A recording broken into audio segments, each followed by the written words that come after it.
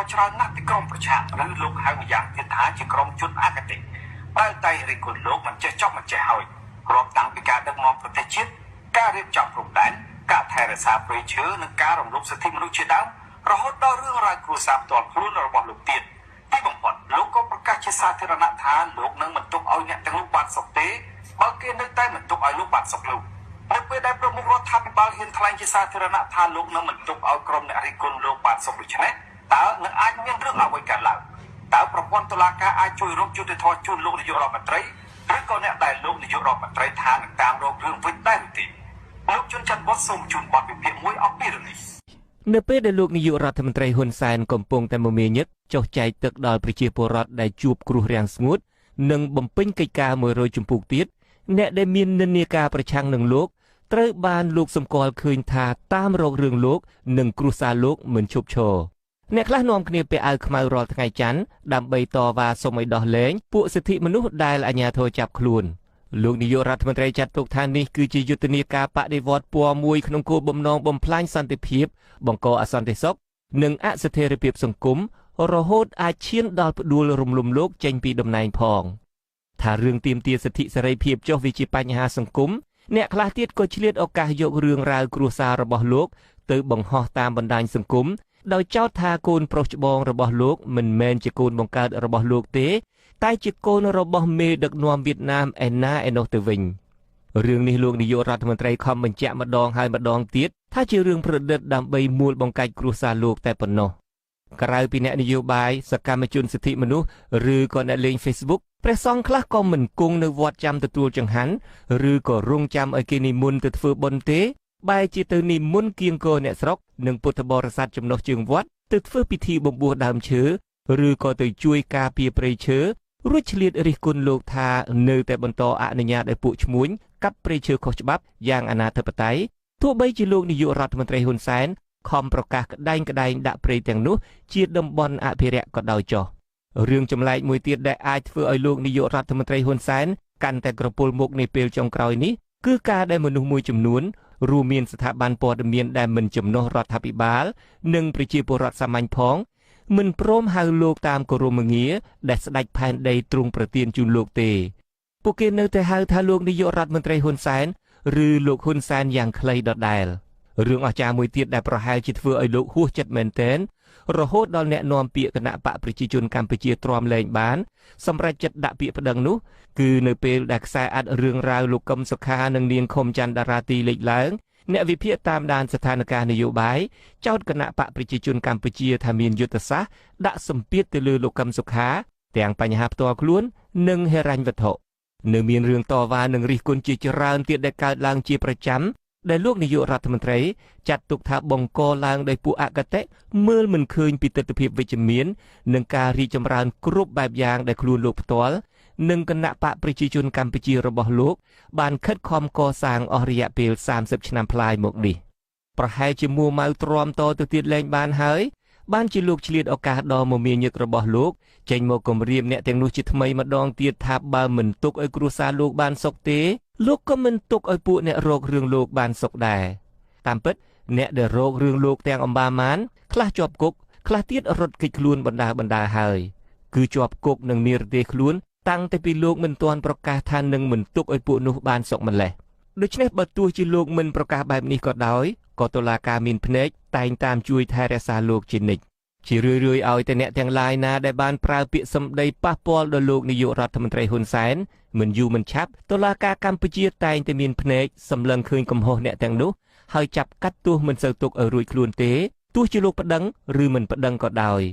មានពេលខ្លះលោកនាយករដ្ឋមន្ត្រីថែមទាំងខុបខិតជួយលាក់បាំងអ្នកដែលលោកចាត់ទុកថាមានទោសទណ្ឌទៀតផងក៏តុលាការនៅតែមានភ្នែករកឃើញកំហុសដាក់បន្ទុកអ្នកនោះជានិច្ចបើរៀបរាប់ដោយត្រួសអ្នកដែលធ្លាប់និយាយប៉ះពាល់ដល់លោកនាយករដ្ឋមន្ត្រី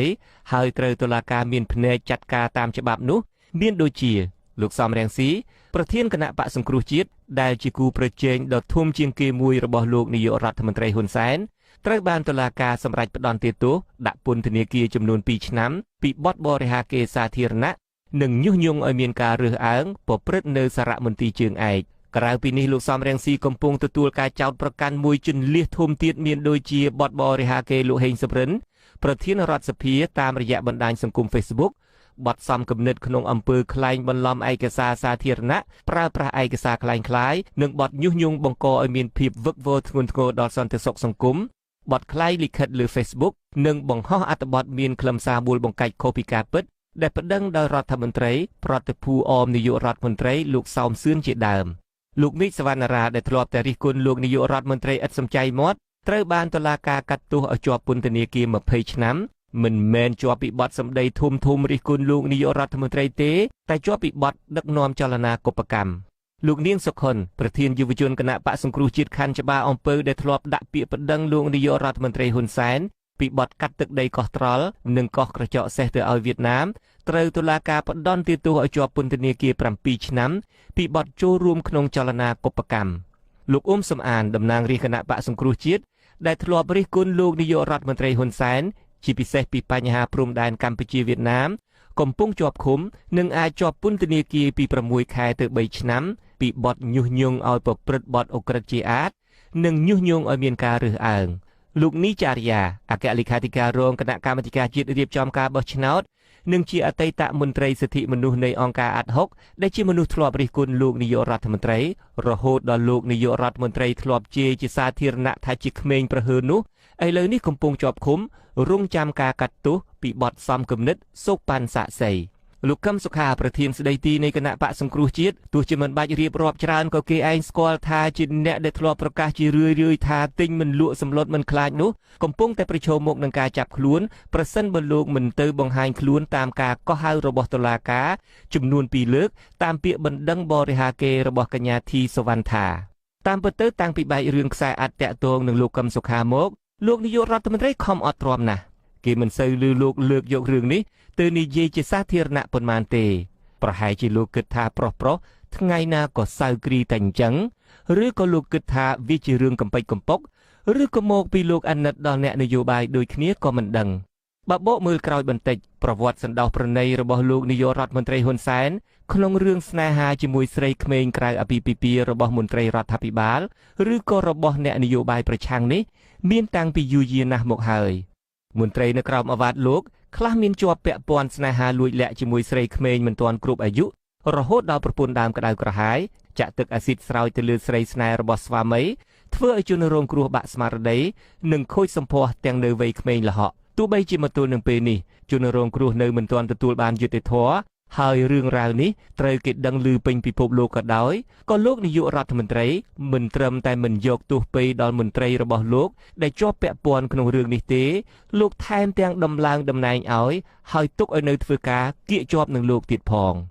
មិនមែនតែកូនចៅផ្ទាល់ទេដែលលោកធ្វើជាមើលមិនឃើញសូម្បីតែគូប្រជែងនយោបាយដ៏ធំរបស់លោកដូចជាលោកកឹមសុខាជាដើមក៏កន្លងមកលោកនាយករដ្ឋមន្ត្រីហ៊ុនសែនធ្លាប់ប្រកាសជាសាធារណៈថាលោកបានជួយលាក់បាំងរឿងរ៉ាវមានស្រីក្មេងក្រៅអាពាហ៍ពិពាហ៍ដែរ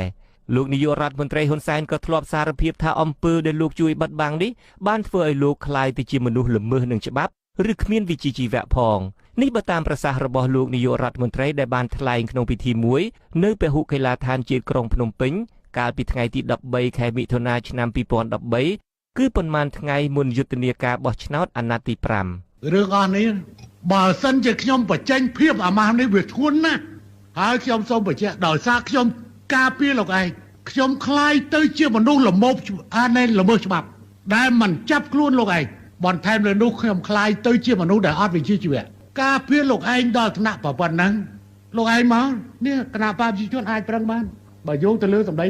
ទោះជាលោកនាយករដ្ឋមន្ត្រីថ្លែងសារភាពថាបានល្មើសច្បាប់ហើយក៏ដោយចុះក៏តុលាការនៅតែមានភ្នែកមិនចាប់ទោសអូសដំណើរលោកនិងផ្ដល់យុត្តិធម៌ជូនលោកជានិច្ចហើយនៅពេលដែលលោកនាយករដ្ឋមន្ត្រីទទួលបាននូវយុត្តិធម៌តាមប្រព័ន្ធតុលាការដែលមានភ្នែកតាមជួយការពារលោកនាយករដ្ឋមន្ត្រីបែបនេះអ្នកដែលតុលាការត្រូវចាប់ដាក់គុកគឺគ្មានអ្នកណាក្រៅតែពីក្រុមអ្នកដែលប្រឆាំងនឹងលោកនាយករដ្ឋមន្ត្រីតែប៉ុណ្ណោះខ្ញុំជួនច័ន្ទបុត Vithu Azizi Serai បទសម្ភាសន៍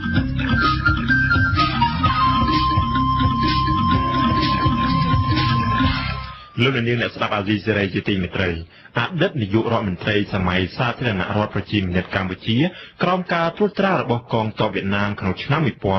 1981និងបច្ចុប្បន្នជាតំណាងរាជគណៈបក្សសង្គ្រោះជាតិមណ្ឌលខេត្តកំពង់ស្ពឺលោកប៉ែនសវណ្ណបានទទួលមរណភាពកាលពីថ្ងៃទី29តុលាឆ្នាំ2016ដោយរោគគាពៀតក្នុងជំនាយុ80ឆ្នាំនៅក្នុងគេហដ្ឋានរបស់លោកនៅខេត្តតាកែវលោកប៉ែនសវណ្ណដែលជាជនកុម្មុយនីសមួយរូបត្រូវបានអាជ្ញាធរទីក្រុងហាណូយជ្រើសរើសឲ្យដឹកនាំចលនាខ្មែរតស៊ូប្រដាប់អាវុធដែលមានការគាំទ្រដោយកងទ័ពវៀតណាមជាង 10,000 នាក់វាយលុកចូលប្រទេសកម្ពុជាហើយផ្ដួលរំលំរបបកម្ពុជាប្រជាធិបតេយ្យខ្មែរក្រហមនៅឆ្នាំ1979នោះត្រូវបានកងទ័ពវៀតណាមចាប់ខ្លួននៅថ្ងៃទី5ខែធ្នូឆ្នាំ1981យកទៅដាក់នៅពន្ធនាគារវៀតណាមអស់រយៈពេល10ឆ្នាំនៅពេលមានជីវិតក្នុងបទសម្ភាសន៍មួយជាមួយអាស៊ីសេរីលោកប៉ែនសវណ្ណបានឲ្យដឹងថាមូលហេតុចម្បងដែលនាំឲ្យកងទ័ពវៀតណាមនិងមន្ត្រីខ្មែរក្រមអាវ៉ាត់របស់លោកចាប់រូបលោកខណៈលោកកាន់តំណែងជានាយករដ្ឋមន្ត្រីនោះគឺដោយសារតែលោកមានចំហចង់ឯករាជ្យពីវៀតណាមដែលត្រួតត្រាកម្ពុជានៅដើមទសវត្សរ៍ឆ្នាំ1980នោះម្យ៉ាងទៀតគឺលោកជំទាស់នឹងវត្តមានរបស់ពលរដ្ឋវៀតណាមដែលហូរចូលមករស់នៅក្នុងប្រទេសកម្ពុជាកាន់តែច្រើនឡើងលោកថាវៀតណាមចាប់ផ្ដើមមិនទុកចិត្តលោកជាពិសេសក្រោយពេលលោកបានទៅជួបជាមួយមេដឹកនាំសូវៀតសូមអញ្ជើញលោកអ្នកនាងស្ដាប់បទសម្ភាសន៍ឡើងវិញរបស់លោកជីវីតាជាមួយលោកប៉ែនសវណ្ណដែលបានចាក់ផ្សាយម្ដងរួចហើយកាលពីឆ្នាំ2007ដែលមានសេចក្តីដូចតទៅក្រោយពីលោកបានទំនាក់ទំនងជាមួយសូវៀតហើយសូវៀតក៏ហាក់ដូចជាមានការយល់ព្រមទំនាក់ទំនងមកលោកវិញអញ្ចឹងតើវៀតណាមមានប្រតិកម្មយ៉ាងម៉េចដែរបាទវៀតណាមគឺពេលនេះខ្ញុំអត់តឃើញមានប្រតិកម្មអ្វីទេមិនទាន់មានទេប៉ុន្តែlà khiជាប់គុកនេះខ្ញុំជួលក្នុងគុកនេះបានលេដឹកខនេះទៅជួបខ្ញុំនៅក្នុងគុកហ្នឹងក៏ពុំមានខ្ញុំត្រង់ហ្មងហ្នឹងខ្ញុំចង់ជំរាបសួរលោកអំពីព្រឹត្តិការណ៍កងទ័ពវៀតណាមមកចាប់ខ្លួនលោកការចាប់ខ្លួនហ្នឹងយ៉ាងម៉េចដែរមុននឹងបន្តិចហើយចាប់ហ្នឹងយ៉ាងម៉េចរឿងនេះវាមានបរិយាកាសនិងហេតុផលរបស់វាខ្ញុំឃើញវៀតណាមគេរំលោភបំពានមកបូរណភាពទឹកដីនិងអធិបតេយ្យភាពហើយនឹងប៉ះពាល់ដល់សម្បត្តិរបស់ខ្មែរហ្នឹងខ្ញុំបានសំណូមពរដល់បកប្រជាជនបដិវត្តកម្ពុជាឲ្យសូមបង្កើតគណៈកម្មការបណ្ដោះអាសន្នស្ដីអំពីជនតប្រវេសនិងអំពីបញ្ហាព្រំដែនហើយគណៈកម្មការខាងខ្មែរសូមទិសនាម5រូបធ្វើជាគណៈកម្មការបណ្ដោះអាសន្នដើម្បីឧបទេសទាំងពីរនេះកុំឲ្យមានជលយោបល់កុំឲ្យមានអាហារសៅម៉ងរវាងគ្នាហើយខ្ញុំសំណូមពរដល់បកកុម្មុយនីសវៀតណាមដែលអគ្គទីប្រឹក្សារបស់គេប្រចាំនៅប្រទេសកម្ពុជាខ្ញុំបានជួបផ្ទាល់ថាឲ្យខាងនោះបង្កើតគណៈកម្មការបណ្ដោះអាសន្នមួយទៅស្ដីអំពីព្រំដែននិងជនបន្តប្រវេសហើយដល់ពេលហ្នឹងគឺថាខ្ញុំបង្កើតចឹងក៏ខ្ញុំបានបើកសម័យប្រជុំការិយាល័យនយោបាយប្រជុំបកប្រជាជនបដិវត្តកម្ពុជាដែលមានគម្រោងការនៅម៉ោង14ថ្ងៃ20ខែ11ឆ្នាំ1981ដល់ខ្ញុំលើកជាគោលគំនិតរបស់ខ្ញុំចឹងក្នុងការិយាល័យនយោបាយប្រជុំបកប្រជាជនបដិវត្តកម្ពុជានោះមិនយល់ព្រមមកខ្ញុំអ្នកប្រឆាំងខ្ញុំសួរស្រាវបំផុតពីលោកហ៊ុនសែននឹងឯងគេថាកុំបង្កើតរញគណៈកម្មការបណ្ដោះអាសន្នព្រំដែនជនបន្តប្រវេសនឹងអីធ្វើចឹងដោយតែយើងចង្អៀតទាំងអស់ជាតិនិយមហួសហេតុពីប្រជាជនវៀតណាមក៏មកតាំងលំនៅលើប្រទេសកម្ពុជាយើងគេក៏គ្មានអីក៏មករស់នៅដូចប្រជាពលរដ្ឋខ្មែរសាមញ្ញចឹងហើយបើដូចបងលេខាអ្នកដឹកនាំបកនេះធ្វើចឹងវាមិនសមរម្យទេពីព្រោះកាលពលពតរដ្ឋបាលកាត់សម្រាប់ប្រជាពលរដ្ឋយើងនោះយើងក៏រត់ទៅសុកគេរាប់ពាន់អ្នកនឹងដែរជ្រកកោនគេឲ្យនៅហើយតែរឿងអីយើងរំដោះឲ្យប្រទេសគេប្រជាជនមកនៅរស់សាមញ្ញរស់ស៊ីសាមញ្ញដូចប្រជាជនខ្មែរបានមកឲ្យនៅគេប្រឆាំងហើយបើយើងគេថាសំណូមពរដល់បងក៏មានគំនិតចង្អៀតទាំងអស់ជាតិនិយមចឹងព្រោះវាតាមឲ្យយើងនឹងគេថាយើងបើនិយាយនេះនិយាយផ្ទៃក្នុងនោះក៏មានគណៈកម្មការចឹងពីព្រោះយើងវៀតណាមតែមួយបាទតែការលើកឡើងរបស់លោកហ៊ុនសែននៅពេលនោះលោកក៏ថាវាសមហេតុផលដែរទេដែលពេលនោះដោយសារថាប្រទេសកម្ពុជាស្ថិតនៅក្រោមការកាប់សម្លាប់របស់ក្រុមខ្មែរក្រហមប៉ុលពតហើយបានកងទ័ពវៀតណាមមកជួយរំដោះឲ្យរួចផុតពីការកាប់សម្លាប់នោះហើយហេតុផលដែលលោកហ៊ុនសែនលើកឡើងសមហេតុសមផលទេបាទខ្ញុំបានលើកឡើងវិញខ្ញុំថាប្រជាជនខ្មែរមិនចង់ទៅរស់នៅប្រទេសជិតខាងនេះគ្រាន់តែធ្វើជិតខាងទៅបារាំងគេចូលចិត្តទៅនៅផងគេនៅលើកសុកនៅទីដែរប៉ុន្តែបើថាគ្រោះអាសន្នហារភាពសឹកដើម្បីសង្គ្រោះជីវិតហើយរំដោះ79ហើយខ្មែរដែលនៅបឹងសាំង70000នាក់មកស្រុកខ្មែរវិញអស់មានណានៅវៀតណាមមួយទេអានេះខ្ញុំប្រាប់ចឹងហើយដល់ប្រាប់ចឹងវាលើកហេតុផលលោកហេងជំនឿក៏មានហេតុផលមួយទៀតហើយលោកសាយពូថងលោកហេងជំនឿថាសមមិត្តមិនត្រឹមតែមានជាទៀតទាំងអស់ជាតិនិយមទេព្រោះសមមិត្តមាននានាការនិយមបងប្អូនបញ្ញាវន្តពីព្រោះបញ្ញាវន្តនេះគឺថាគាត់មិនស្មោះត្រង់មួយពុបហេតុបរិវត្តទេគាត់មានគ្រីងឃ្លងហើយដល់ចឹងថាស្មមាននានាការមួយជាទៀតទាំងអស់ជាតិនិយមហួសហេតុប្រឆាំងវៀតណាមបំពេញបូរណភាពទឹកដីនិងអធិបតេយ្យភាព ហើយបញ្ហាទី2ខ្ញុំនិយមតែងតាំងមន្ត្រីឲ្យទទួលកិច្ចការងារក្នុងសង្គមរដ្ឋាភិបាលខ្ញុំទៅយកបញ្ញាវន្តយកមកតែងតាំងធ្វើជារដ្ឋមន្ត្រីអនុរដ្ឋមន្ត្រីឬក្រសួងនីមួយៗដូចជាអ្នកណាខ្លះដែរដូចជាក្នុងហ្នឹងខ្ញុំបានផ្លាស់រដ្ឋមន្ត្រីដែលអ្នកមិនសូវចេះដឹងខ្ញុំបានផ្លាស់អស់ខ្ញុំតែងតាំងដូចជាគុំកំអល់រដ្ឋមន្ត្រីក្រសួងកសិកម្មលោកយិបជំសេងរដ្ឋមន្ត្រីក្រសួងសុខាភិបាលហើយលោកមុតសវឿនគឺថាបញ្ញាវន្តខាងសុខាភិបាលអនុរដ្ឋមន្ត្រីហើយលោកហ៊ុនណាំហុងគឺជាទទួលបន្ទុកកិច្ចការទូតហើយលោកជាលោកគុំកំដោយលោកភីថាយាយរួមនៅក្នុងហ្នឹងហើយដូចជាមាសសម្បត្តិហើយដូចជាក្រសួងវិទ្យុនៅក្រសួងវិទ្យុខ្ញុំយកបញ្ញាវន្តទៅដឹកនាំទាំងអស់ហើយពីដើមខ្ញុំករណសេហ្នឹងយកអ្នកខ្លះគឺមិនចេះអានអក្សរចេះធ្វើការទេហើយបើយើងទុកធ្វើអញ្ចឹងយកដឹកនាំបង្កើតទេខ្ញុំបញ្ញាវន្តដើម្បីឲ្យមានប្រជាជនយើងអប់រំទស្សនៈវិស័យនយោបាយរបស់គេឲ្យដើរត្រូវទៅខ្ញុំគិតឃើញអញ្ចឹងហើយម្ល៉េះហើយគេថាលោកជាលោកខេងលិនលោកសាយពូថងហើយហ៊ុនសែនក៏លើថាខ្ញុំនិយាយទាំងអស់ជាតិនិយមលោកខេងជំរិនហើយនឹងលោកសាយពូថងគេថាខ្ញុំនិន្នាការប្រើបញ្ញាវន្តគឺតែងតាំងបញ្ញាវន្តដឹកនាំតាមក្រសួងនីមួយៗបាទការដែលលោកសម្រាប់ចិត្តរុះរើរដ្ឋមន្ត្រីឬក៏ពេលហ្នឹងហៅថាសមាជិកក្រុមប្រឹក្សារដ្ឋមន្ត្រីនៅពេលនោះតើលោកមានត្រូវការអនុញ្ញាតពីកងទ័ពវៀតណាមឬជំនាញការវៀតណាមទេបាទពេលហ្នឹងខ្ញុំបានតែងតាំងខ្ញុំផ្អែកមើលកត្តា3កត្តាទី1ដែលណាដែលនៅក្នុងសង្គមដែលនៅតែងតាំងសិទ្ធិជនរងគ្រោះចំនួនរបបម៉ែក្រហមបញ្ហាទី2ក្នុងអតីតសង្គមរាស្ត្រនិយមឬក៏សង្គមលំនៅសាធារណរដ្ឋខ្មែរគាត់បានបណ្ដុះបណ្ដាលក៏មានបច្ចេកទេសឬក៏មានអាហារទេពកោសល្យខាងការយល់ដឹងខាងវិទ្យាសាស្ត្រនឹងបញ្ហាទី2បញ្ហាទី3គាត់នឹងរួមសុខរួមទុក្ខជាមួយប្រជាពលរដ្ឋដែលប្រជាពលរដ្ឋដែលមកស្រុកវិញនេះគាត់នឹងបានការបញ្យល់ណែនាំអានេះហើយខ្ញុំលើថាតែតាំងហ្នឹងគឺខ្ញុំមិនបាច់សុំពីយោបល់ពីវៀតណាមទេប៉ុន្តែវៀតណាមគាត់មានហៅថាកងត្រួយមួយចំពោះមនុស្សម្នាក់ដូចជាលោកហ៊ុនសែនគាត់ថាហ្នឹងសមមិត្តមិនបាច់តែងតាំងទេទុកឲ្យយើងខ្ញុំតែងតាំងនឹងកំណត់ហើយពេលខ្ញុំពងទៀតតែងតាំងក្រុមប្រឹក្សារដ្ឋមន្ត្រីលោកឧត្តមសេនីយ៍ឯកលេដឹកឯងនៅសមរភូមិមុខមកជួបខ្ញុំ2ដងថាសូមតែងតាំងលោកហ៊ុនសែនជារដ្ឋមន្ត្រីក្រសួងការបរទេសហើយជាឧបនាយករដ្ឋមន្ត្រីហើយក្រោយបានលោកត្រឹមសុនបិចដែលជំនួសលេខដឹកធរនេះអគ្គទីប្រឹក្សាហ្នឹងគេមកជួបខ្ញុំទៀតគេថាយោបល់របស់សមាមិត្តមិនដែរតើក៏យល់ព្រមតែងតាំងសមាមិត្តហ៊ុនសែនជារដ្ឋមន្ត្រីក្រសួងការបរទេសនិងឧបនាយករដ្ឋមន្ត្រីទេខ្ញុំថាបើក្រសួងការបរទេសបានបើឧបនាយករដ្ឋមន្ត្រីសមាមិត្តនៅក្មេងពេកហើយខ្ញុំមកតែងតាំងឧបនាយករដ្ឋមន្ត្រីមានមួយលោកជាសុទ្ធហើយដល់នេះគេថាតាមយោបល់ពីហាណូយមកត្រូវតែងតាំងសមាមិត្តហ៊ុនសែនជាឧបនាយករដ្ឋមន្ត្រីទី1ទៀតបាទហើយខ្ញុំក៏ធ្វើតាមគេចឹងទៅព្រោះអានេះគេជាភាពខ្លាំងមែនទេហើយđâyបានរដ្ឋាភិបាលហាណូយពេលនោះពេញចិត្តលោកហ៊ុនសែនយ៉ាងខ្លាំងបាទខ្ញុំតាមមើលទៅគេតែងតាំងមនុស្សអស់នេះគេសិតតែមើលចិនខ្សែរបស់គេអ្វីចំពោះមុខអនាគតរបស់គេសិតតែមើលឃើញខ្ញុំមិនដឹងថាគេមើលឃើញវាមិនដែរហើយមកដល់សប្តាហ៍ថ្ងៃនេះប្រទេសកម្ពុជាផ្លាស់ក្នុងរបៀបម៉េចសូមលោកអាចបំបីតម្លៃសន្និដ្ឋានបាននៅក្នុងស្ថានភាពដឹកនាំសង្គមសប្តាហ៍ថ្ងៃនេះបាទលោកប៉ែនសវណ្ណជាអតីតនាយករដ្ឋមន្ត្រីនៃរបបសាធារណរដ្ឋប្រជាមានិតកម្ពុជាត្រូវបានចាប់ខ្លួននៅចុងឆ្នាំ1981ហើយបញ្ជូនទៅឃុំក្នុងពន្ធនាគារនាទីក្រុងហាណូយអស់រយៈពេល10ឆ្នាំដោយសារអតីតនាយករដ្ឋមន្ត្រីរូបនេះបានសម្ដែងនៅការមិនពេញចិត្តចំពោះគោលនយោបាយរបស់អាញាធរវៀតណាមមកលើប្រទេសកម្ពុជាលោកប៉ែនសវណ្ណបានរំលឹកអំពីព្រឹត្តិការណ៍ចាប់រូបលោកដូចនេះថាមានប៉ូលីសវៀតណាម A21 4នាក់គេមកចូលចូលផ្ទះខ្ញុំជាមួយលោកហ៊ុនសែនមួយសាយពូថងហ្នឹងលោកហ៊ុនសែននិងលោកសាយពូថងមកអល់មុខខ្ញុំគាត់ថាបងឯងក្បត់ជាតិបងឯងចាំស្ដាប់សម្រាប់មិត្តហ៊ុនសែនហើយបានលោកហ៊ុនសែនក៏ទាញឯកសារចេញមកអានឲ្យខ្ញុំស្ដាប់ការិយាល័យនយោបាយមជ្ឈិមបកប្រជាជនបដិវត្តកម្ពុជាបានបើកសម័យប្រជុំវិសម័យក្រមអធិបតីរបស់សមាមិត្តហេងសំរិនធ្វើសេចក្តីសម្រេចចិត្តដករាល់តំណែងពីបងប៉ែនសវណ្ណទោសកំហុសរបស់បងប៉ែនសវណ្ណការិយាល័យមជ្ឈិមបកបានឯកភាពដូចខាងក្រោម1បងប៉ែនសវណ្ណប្រឆាំងរបបកុម្មុយនីសកសាងសេដ្ឋកិច្ចតាមទីផ្សារសេរី2បងប៉ែនសវណ្ណមានសតិអារម្មណ៍ចង្អៀតចង្អល់ជាតិនិយមហួសហេតុប្រឆាំងនិគមវៀតណាមមិនអោយវៀតណាមមកតាំងលំនៅលើប្រទេសកម្ពុជាទី3បងប៉ែនសវណ្ណឲ្យយកពន្ធដារត្រាវស៊ីពលានយន្តហោះពូជន្តងมันយោគយល់ដល់យន្តហោះវៀតណាមនិងมันគោរពតាមយោបល់វៀតណាមដែលឲ្យបង្កើតក5យោងតាមទោសកំហុសដ៏ធ្ងន់ធ្ងររបស់បងប៉ែនសវណ្ណនេះការិយាល័យនយោបាយមជ្ឈិមបកប្រជាជនបដិវត្តកម្ពុជាបានសម្រេចចិត្តដកដល់តំណែងនិងបញ្ជូនបងប៉ែនសវណ្ណទៅដាក់គុកនៅទីក្រុងលោកប៊ុយទីនជាអតីតវីរៈសេនីយ៍ឯកកងទ័ពវៀតណាម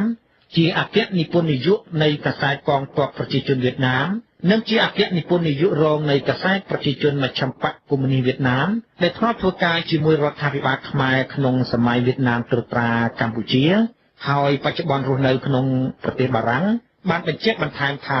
វាជាការពិតណាស់ដែលថាអាញាធរវៀតណាមនៅពេលនោះបានសម្ដែងឫកពាជាម្ចាស់របស់ខ្មែរ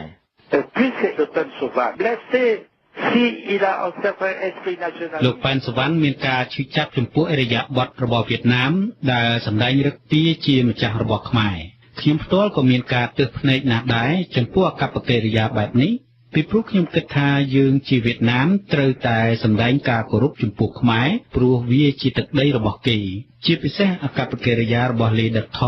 គឺហួសហេតុពេកដូច្នេះវាមិនមែនជាកំហុសរបស់លោកប៉ែនសវណ្ណទេទោះបីគាត់សម្ដែងចរិតក្បាលរឹងដាក់វៀតណាមក៏ដោយពីព្រោះគាត់មិនចង់ឲ្យវៀតណាមលូកដៃចូលជ្រៅពេកទៅក្នុងកិច្ចការរបស់កម្ពុជាលោកប៊ុយទីនបានបន្តទៀតថានៅពាក់កណ្ដាលឆ្នាំ1981អកប្បកិរិយារបស់លោកប៉ែនសវណ្ណមានការប្រែប្រួលចំពោះអាញាធរវៀតណាមបន្ទាប់ពីបានជួបចរចាលើកទី3និងចុះហត្ថលេខាលើសន្ធិសញ្ញាសហប្រតិបត្តិការជាមួយមេដឹកនាំសហភាពសូវៀតនៅទីក្រុងម៉ូស្គូ Il a des négociations, il a signé des traités avec លោកប៉ែនសវណ្ណបានជួបចរចាជាមួយនឹងលោកប្រេឈ្នះនិងចុះហត្ថលេខាលើសន្ធិសញ្ញាសហប្រតិបត្តិការសម្រាប់ប្រទេសទាំងពីរដែលការចុះហត្ថលេខាទាំងនោះសុទ្ធតែមានការអនុញ្ញាតពីអាជ្ញាធរវៀតណាមក៏ប៉ុន្តែនៅពេលត្រឡប់មកកម្ពុជាវិញវៀតណាមចាប់ផ្ដើមមានការសង្ស័យលើអត្តចរិតប្រែប្រួលរបស់លោកប៉ែនសវណ្ណដូចជាមិនចង់ឲ្យវៀតណាមត្រួតត្រាសពគ្រប់បែបយ៉ាងនិងទាមទារអំណាចពីវៀតណាមថែមទៀតពីព្រោះគាត់មិនអាចទទួលយកបានតទៅទៀតទេនៅទូនាទីត្រឹមតែជាតុក្កតាដូច្នេះហើយទើបអាជ្ញាធរវៀតណាមដករូបគាត់ចេញ des négociations, il a signé des traités. ខ្ញុំជីវិតាអាស៊ីសេរីភ្នំពេញ